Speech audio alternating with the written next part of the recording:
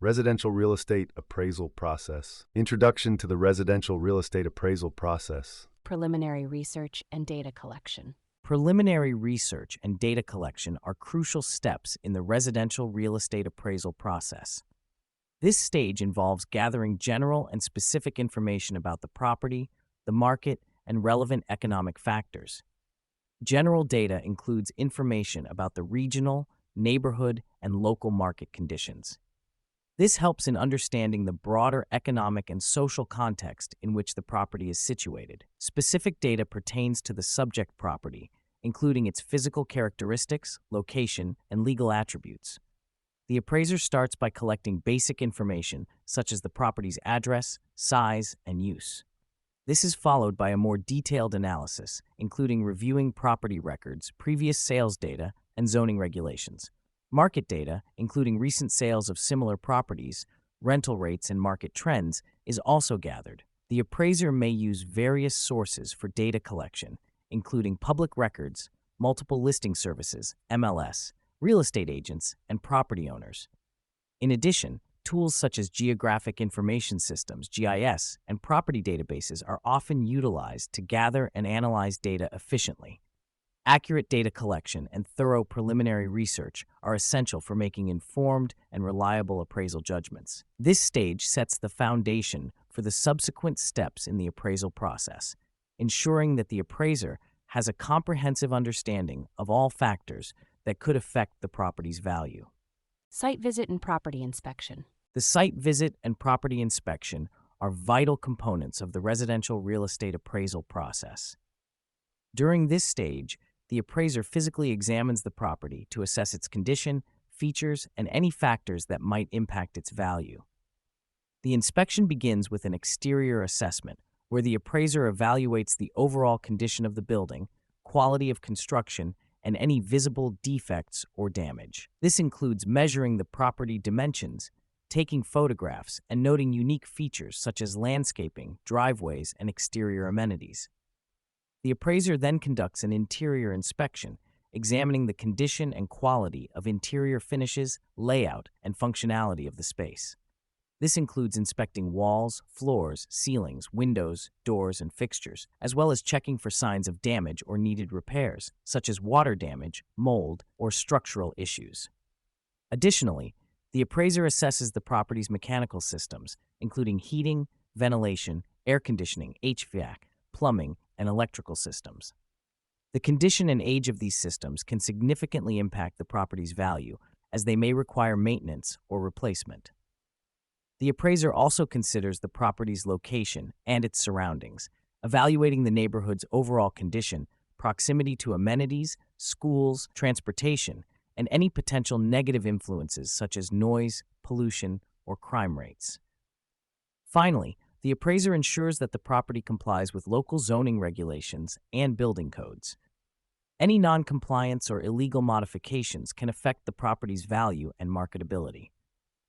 The information gathered during the site visit and property inspection provides the appraiser with essential data to develop a comprehensive and accurate appraisal report. Appraisal methods. The three primary methods used to appraise real estate. The three primary methods used to appraise real estate are the sales comparison approach, the cost approach, and the income approach.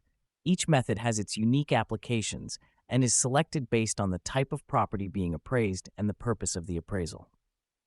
1. Sales comparison approach.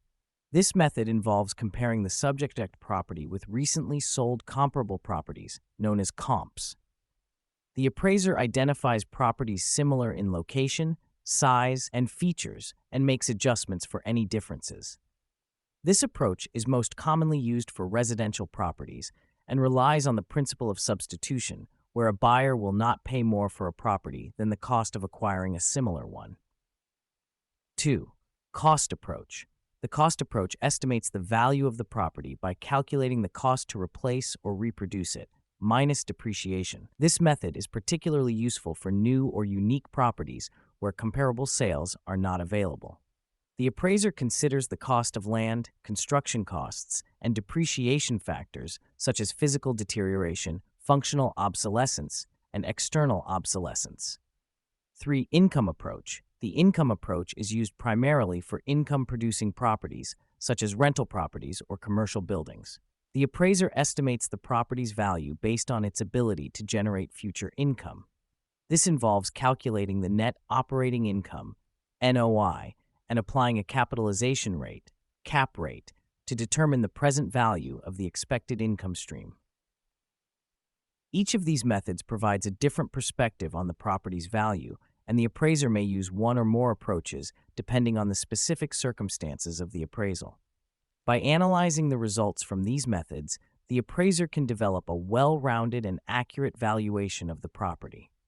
Reconciliation, final value estimate, and report preparation. The final stages of the residential real estate appraisal process involve reconciliation, determining the final value estimate, and preparing the appraisal report. These steps ensure that the appraiser's conclusions are accurate, reliable, and clearly communicated to the client.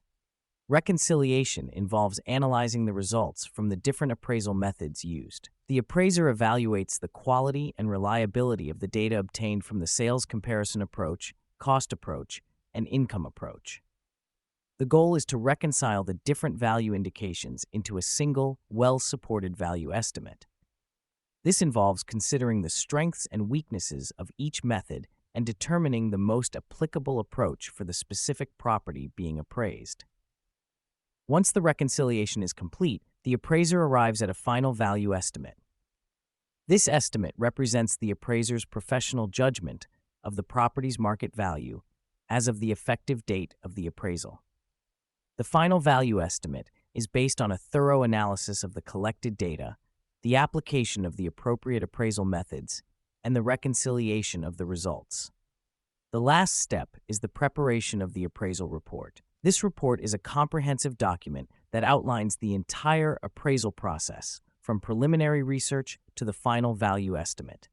It includes detailed descriptions of the property, the methods used, the data collected, and the appraiser's analysis and conclusions.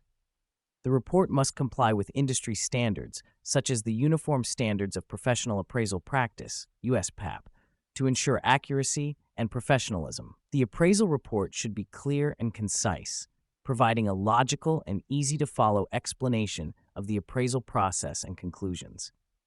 The appraiser may also provide an oral summary of the report, highlighting key findings and addressing any questions or concerns from the client.